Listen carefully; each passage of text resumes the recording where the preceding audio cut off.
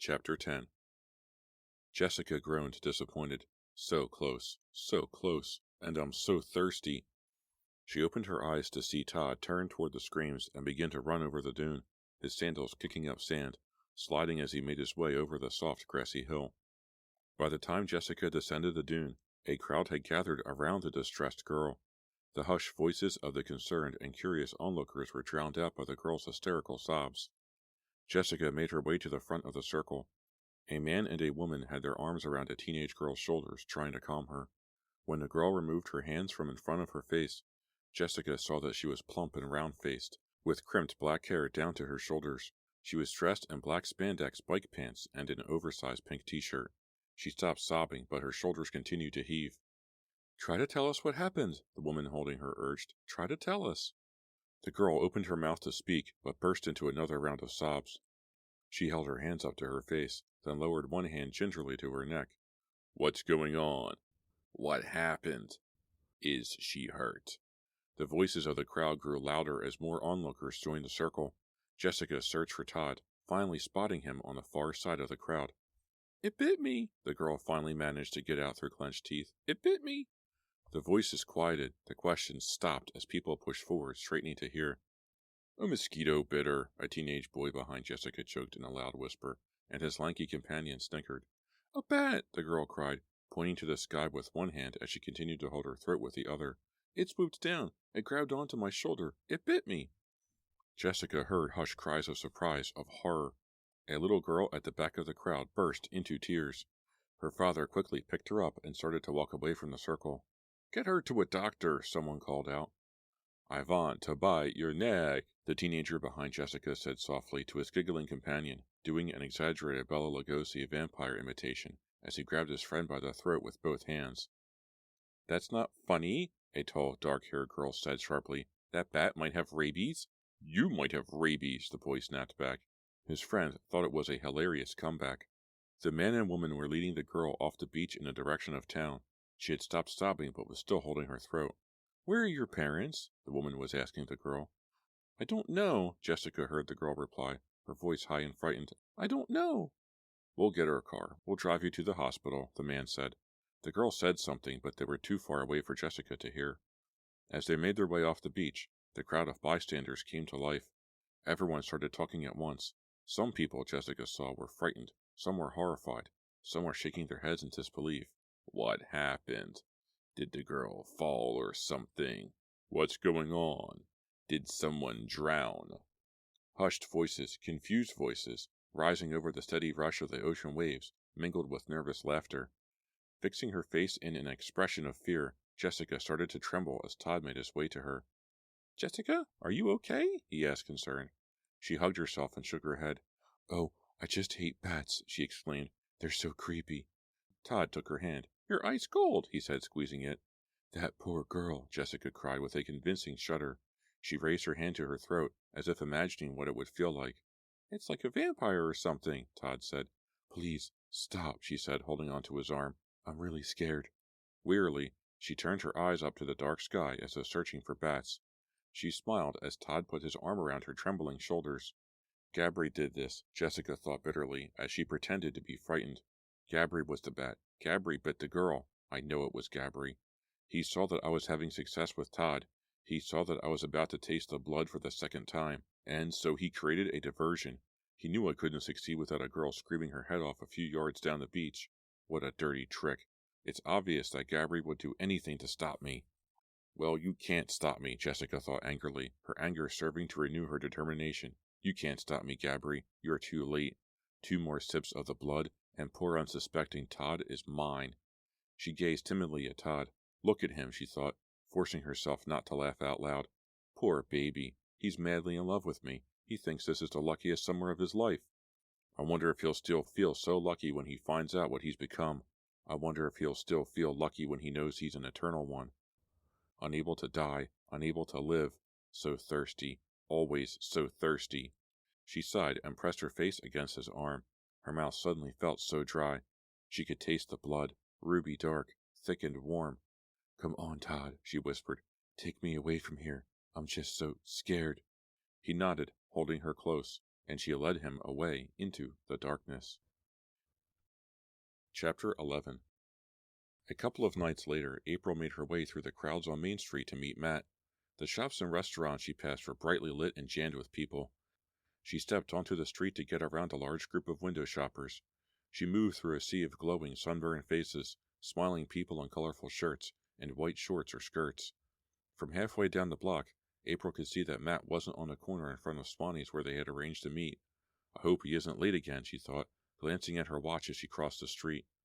A motorcycle roared past right behind her, and she jumped to the curb. Hey! She turned in time to see the backs of two boys with long blonde hair, speeding in the direction of the carnival grounds. I wonder if the carnival has opened, April thought, searching a crowded walk for Matt. April loved carnivals. She loved the rides and the dumb games, and the smell of popcorn and cotton candy. Maybe Matt would like to check it out, she thought. She had promised her sisters she'd take them as soon as it opened. That meant an entire night of arguing over which ride to go on next, and who got to sit in front, and who had to sit in the back. Matt, where are you? She said aloud. She poked her head into the arcade, and saw him near the back. He and Ben were leaning over a game, staring intently at the screen as another boy frantically spun a steering wheel. Hey, Matt? Matt? She couldn't make herself heard over the explosions, gunfire, loud whistles, sirens, and crashes that echoed through the long, narrow room. When he finally turned toward the doorway, he seemed surprised to see her. Didn't he even remember that we were supposed to meet? April wondered. He pushed himself away from the game and hurried toward her, a guilty expression on his face. Oh, hi! He followed her out onto the walk. You just get here? Yeah, she nodded. You look great. Is that a new t-shirt? April was wearing a pale blue t-shirt with a V-neck that she had worn about 10,000 times. No, Matt. What's going on? I ran into Ben. We've been playing some games with a few other guys. Just goofing. So, what do you want to do tonight? April asked, her eyes following a cream-colored Jaguar convertible as it turned the corner onto Dune Lane. Nice car, Matt said. I think Jaguars are cute, April said, smiling at him. The prices are real cute, too, he said, grinning back at her. You didn't answer my question, Matt. Did the carnival open? He shrugged. Want to go check it out? She asked, turning in the direction of the carnival grounds. Yellow beams of light streaked the sky in that direction, spotlights announcing that the carnival was open. Well, he hesitated. There's this Friday the 13th triple feature tonight. He motioned across the street to the movie theater, where a line had already formed, mostly teenagers, waiting for the box office to open. Ben and I really want to see it. How about you? April groaned angrily. You know I hate those films. Why do I want to see a bunch of pretty girls get sliced and diced? It's such sexist garbage, Matt. Yeah, I know, he replied, his eyes on the growing line at the movie theater. I can't believe this, April thought, feeling her anger grow. He's spending all his time with Ben and the guys. He was so excited about this stupid triple feature, he didn't even remember he was supposed to meet me. You sure you don't want to come? He asked, avoiding her eyes. He brushed his hair back nervously with one hand and glanced into the arcade, checking on his friends. Yes, I'm sure, April said, not bothering to conceal her anger. Don't you ever get tired of that horror stuff? No, he replied quickly, grinning. April made a disgusted face. Guess I'll go then, she said quietly. She expected him to protest, to ask her not to leave. She expected him to change his plans, to tell Ben and the other guys that he was going to skip the movie. Well, we'll do something together tomorrow night, he said instead. Go to the carnival or something. She turned away from him. Yeah, okay, she muttered, and started to walk up the street. Call you tomorrow, he shouted after her. Why didn't I tell him how angry I am? April asked herself, shoving her hands into the pockets of her shorts and taking long strides away from the arcade. Why didn't I let him know that I'm upset with him? Why did I just say, yeah, okay, and walk away? She realized that she was as angry at herself as she was at Matt. Maybe I should just have gone along to the movie with him, she thought. No way. She quickly erased that thought. I'm always the one who gives in, always the one who compromises. He thinks he can do whatever he wants. This vacation is turning out to be the pits, April thought, her anger soaring. All day long I'd take care of my bratty sisters at the beach. Then at night, Matt would rather hang out with the guys and spend time with me. April began to cross Seabreeze Road by the mini-market, walking rapidly. She was so distracted by her angry thoughts that she crashed right into someone crossing from the other direction. Oh? Startled, she stumbled back, struggling to keep her balance. First, she saw a maroon pullover, then black denims. Then she saw a narrow, pale face, its expression as startled as hers. Then she recognized the face. Gabri? Oh, hi, he cried, still somewhat shaken. I didn't see you. I didn't see you either, she replied, embarrassed. Are you okay? Yes, I think so. He smoothed back his black hair and flashed her a reassuring smile. You're in a hurry. Where are you going? Nowhere, she admitted. I'm going nowhere fast. She thought she was making a joke, but he didn't seem to get it. A horn honked. They both jumped and realized they were standing in the middle of the road. Come on, he said. She followed him to the walk as the car rolled by, honking again as it passed. Are you with Matt? Gabri asked, stopping in front of the mini-market. Bad subject, April muttered. Gabri's eyes seemed to light up. Huh? No, I'm not with Matt, April said, realizing her anger hadn't subsided. Gabri stepped under the streetlight, making way for a woman who had just come out of the grocery store, struggling with 3 full bags of food. You have to be the palest townie in the world? April blurted out, laughing. Again, Gabri didn't smile. In fact, for a brief moment, he appeared alarmed by her comment, but he quickly recovered, and his warm smile returned. It's my job, he explained, moving from under the light back into the shadows near the wall of the building. I work all day. I never get to the beach till night. It's kind of hard to get a tan by moonlight. Where do you work? April asked. In the next town, he said after a short pause. What do you do? Whatever they tell me to, he replied. It's not a very exciting job. April realized that he was gazing into her eyes as they talked. Doesn't he ever blink? She wondered. And then she thought, his eyes seemed so deep, like tunnels that draw you in deeper, deeper. Feeling dizzy, she raised a hand to the building wall to steady herself. The carnival opened tonight, Gabri said. Want to check it out? Yes, April replied without even thinking. And then she pictured Matt, and thought, Matt won't like this. I'm going to the carnival with another boy. And then she thought, I don't care. He'd rather spend his time with Ben and the guys of that stupid horror movie. He doesn't care what I do. I have a right to have some fun, too. Her anger flared, then slipped away as she gazed into Gabri's eyes. He smiled warmly at her. Well, let's go. This is so easy, Gabri thought, slipping an arm around April's shoulder as they made their way to the carnival grounds. This is almost too easy. April's going to be no trouble at all. Chapter 12. How about the twister? April urged, staring at the lurching and spinning metal cars. The squeals of the riders punctuated the soft night air. Gabri shielded his eyes from the glare of the flashing colored lights that ran all along the top frame of the ride. No thanks, Gabri said, shaking his head and holding on to April. I like some rides, but not the kind that make you dizzy.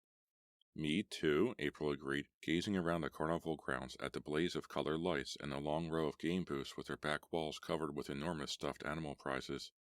Have you ever been on the Gravitron? She asked. What's that? He asked warily, still shielding his eyes. I guess you haven't, she said, teasing him. They walked for a bit, surveying the rides. Many of them were still and empty, awaiting riders. The carnival had opened only an hour earlier, and not many people had arrived. The breeze off the ocean was warm and gentle. April was glad she had decided to come with Gabri. He was fun and charming in a sort of old-fashioned way, the complete opposite of Matt, she thought spitefully. Her anger had passed, but she wondered if Matt would even care that she had gone out with another boy. Do you like the carousel? Gabri asked as they came to it. This one is kind of drab, isn't it? Look, part of that horse's head has come off. It's gross, April agreed. Carousels are too slow and babyish. I'll take the twins on it tomorrow night, she thought. You're in a reckless mood tonight, aren't you? He asked, his eyes locked on hers. Maybe, she replied coyly, feeling the pull of those dark, dark eyes. They walked along the row of game booths. A little kid was standing up on the counter of one booth, about to throw darts at a wall of balloons. The girl working behind the counter was ducking out of the way, about 10 feet away. Suddenly, April grabbed Gabri's hand and tugged. Come on, I know what'll be cool. He pulled back, hesitating. What is it? I'll show you, she said. Stop being such a chicken. She tugged his arm hard, and he reluctantly allowed himself to be dragged across the grass, past the game booths to a tall structure at the back of the field. Come on, April urged impatiently. The House of Mirrors? No, Gabri protested. But April had already bought 2 tickets from the old board attendant and was pulling her reluctant companion up the ramp to the entrance. Really, I hate these things, Gabri cried, holding back. April wouldn't let go. You really are a chicken, she chided him. Come on, Gabri, this isn't even scary, you'll see. She dragged him inside, a bit surprised by his fear. Inside, a narrow maze of glass and mirrors twisted endlessly. Staring at 6 reflections of herself, April laughed. Where was the opening? Hey, Gabri? But he was far behind her. Gabri, you okay? She called. I think so. She heard his voice somewhere behind a mirrored wall. Are we all alone in here? She wondered. She didn't hear any other voices or any feet clomping along the metal floor. She leaned down as she made her way through a doorway, blinking at her several reflections, then turned a corner into an identical corner of mirrors. Hey, Gabri? Was that him or just a reflection? Hey, Gabri? Ouch! Pain throbbed across her forehead as she walked into a mirrored pane she had mistaken for an opening. She closed her eyes and rubbed the ache away, laughing at herself for being fooled. When she opened her eyes, there were at least 8 reflections staring back at her. In one mirror, her images seemed to repeat forever, growing smaller and smaller and less distinct as they receded to infinity. Hey, I think I'm lost, she called. Where are you? Over here, came a muffled reply. April spun around, thinking he was behind her, but saw only several surprised reflections of herself. Feeling along the glass, she found the doorway, stepped into a darker chamber. The fluorescent light in there flickered, casting her reflections in eerie green shadows as they stared back at her. Her expression grew troubled, exasperated. This isn't as much fun as I thought, she realized, mistaking a pane of clear glass for a doorway and bumping her knee. Ow! Am I going in circles? She wondered. Am I ever going to get out of here? Hey, Gabri? No reply. Gabri? She decided to wait right there, not to move until he caught up. Why hadn't he answered her? Maybe he wasn't heading in her direction. She decided to make her way back, to retrace her steps, but that wasn't as easy as it sounded. Walking carefully, trailing her hands along the glass, she followed her reflections to the chamber, with a flickering fluorescent bulb. Gabri, where are you? And then she glimpsed him, crouched low, staring straight ahead. Was that his reflection, or was it him? She moved closer, could see only one image. Gabri? That must be him. Where were his reflections? It's so hot in here, she thought, suddenly flushed and prickly all over. So hot, so uncomfortable. Her knee and her forehead still throbbed, reminders of her collisions with the glass. Gabri, over here? Gabri closed his eyes for a minute, then opened them to stare at the reflectionless mirrors, so blank, so empty, so accusing. It's so hot in here, he thought. The ceilings are so low. It's like a coffin, a glass coffin. I'm so thirsty now, so hot and thirsty. I need the blood so badly now. Gabri? He could hear her calling him, as if she knew that he needed her. Gabri, over here, can you see me? April and I are all alone in here, he realized. All alone, and I'm so thirsty. I can't wait any longer. I must have the blood. The empty mirrors glared back blank at him as he eased his way silently toward her. There she is, he thought, gliding around a glass-walled corner, searching for me. Searching the mirrors for me. Well, you won't see me in the mirrors, April. I'm alone tonight. I come for you. He reached for her and hit glass. Startled, he recoiled, momentarily dazed by the reflected light. He spun around and saw reflected movement. Gabri, she called to him. He pounced, his arms outstretched, coming at her from behind. Once again, his hands hit glass. These reflections are protecting her, he thought. They're mocking me. Mocking me! His anger grew to meet his thirst. I must drink now. I must. April saw him approach, his hands stretched in front of him, moving uncertainly, as if blinded by the lights. I shouldn't have dragged him in here, she thought guiltily. He doesn't look as if he's having a very good time. Surrounded by her reflections, she called to him. Gabri, over here? He lowered his hands and turned to her, a strange smile on his face, a relieved smile, yet somehow unpleasant. There you are. His voice seems to float from far away. As he moved toward her, sliding along the glass walls, his eyes burning into hers, the narrow chamber seemed to close in on her, and the mirrors all fogged up. Gabri, she started, but the fog descended. The only light now came from his eyes. He moved closer still, until he appeared to hover over her. Gabri, where are your reflections? April asked dreamily. It's too dark for reflections, he replied, sounding so far away, miles away, far across the fog. But I can't see your reflections? I'm right here, he said, the cold gray light from his eyes penetrating hers. April backed into her reflections. As Gabri moved nearer, she could feel herself slipping into the infinity of images, growing smaller and less distinct as she blurred into the mirror world, a world growing darker. As she slipped back, Gabri leaned forward. Then, uttering a moan of triumph from deep within his throat, he hungrily lowered his head for the kiss. Chapter 13. What's happening? April wondered, floating in the darkness of the mirror world. Is someone kissing me? Then she heard the thunder of sneakers on the metal floor. Laughter. Shouting kids' voices. The fog began to lift. The mirror images grew clearer, brighter. A loud crack. A little girl began crying, loud sobs of pain. What's that? April cried, the mirrored chamber suddenly blindingly bright, all of her reflections opening their eyes and asking a question at once. 6 April stepping away from the glass, 6 mouths asking, What's that? Gabri turned his head, willing the fangs back into his mouth, trying to stop his breathless panting, to stifle his groans, to hide his disappointment. When he turned back, April was running to the little girl who had smacked her head on the glass. She picked her up and tried to comfort her as several other kids gathered around. Feeling vulnerable without any reflections in this mirrored chamber, Gabri darted around a corner. Meet you outside, he called to April, shouting over the crying little girl, the squealing kids, the echoes of other footsteps approaching in the maze. He burst out of the exit into the warm night, moving into the shadows, his features still tight with disappointment. So close, so close. He thought of Jessica and that eager boy Todd. Was Jessica having success tonight? Was Jessica tasting the blood, satisfying her thirst, winning their bet? He snickered, remembering how he had ruined Jessica's chances a few nights before, how he had interrupted her just at her moment of triumph, how he had attacked the girl, how the girl's terrified screams had denied Jessica her blood. Keeping to the shadows, his eyes on the exit from which he had just emerged, Gabri sighed. He enjoyed thwarting Jessica, but he knew that Jessica was ahead. Jessica had already tasted the blood. The unsuspecting boy was nearly in her power, nearly an eternal. He couldn't let Jessica win. He couldn't. Perhaps I'll have to do something drastic to stop her, something a little more exciting than creating a diversion on the beach, he thought, watching as April stepped out of the House of Mirrors. Fixing his mouth into a pleased smile, Gabri stepped out of the shadows and approached her. There you are. Is the little girl okay? Yeah, fine, April said, hurrying to join him. You certainly bombed out of there fast? Yeah, I know, he replied sheepishly. I mean that place gave me the creeps. I can't stand seeing myself so close up like that. She laughed. You look perfectly okay close up? They started to walk across the carnival grounds, having to dodge excited kids, making their way past groups of teenagers lured from town and the beach by the discovery that the carnival had opened. I felt kind of strange in there too, April admitted, taking Gabri's arm. All those mirrors and weird lights, my eyes started playing tricks on me. I thought I saw you, without any reflections. Weird, Gabri said, smiling. They walked past the game booths. She pulled him to a stop in front of a refreshment stand.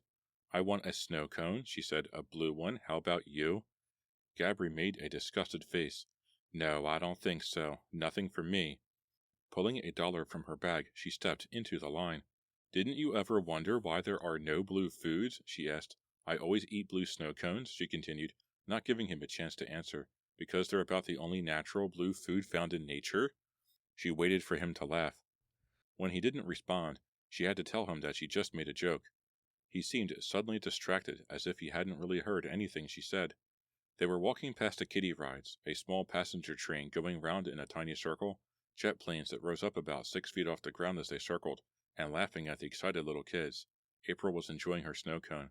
It doesn't taste blue, she said, offering Gabri a taste. He declined, then, glancing at her face, smiled broadly. Blue lips. The ice had given April blue lips. She looks dead, he thought. Dead already, and I haven't even sunk my fangs into her throat. Her blue lips taunted him, teased him, tortured him. I must get her alone, he thought, his mouth so dry and powdery, dry as death. I must try again, and this time I must succeed. How about the Ferris wheel? She asked, tossing the paper cup into a trash basket, wiping her blue lips with the back of her hand. Yes, Gabri cried, too quickly, too enthusiastically.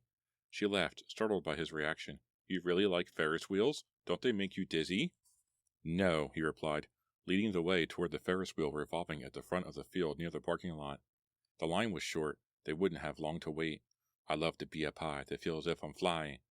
We should be able to see the ocean from the top, April said, picking up Gabri's enthusiasm. And all of the town?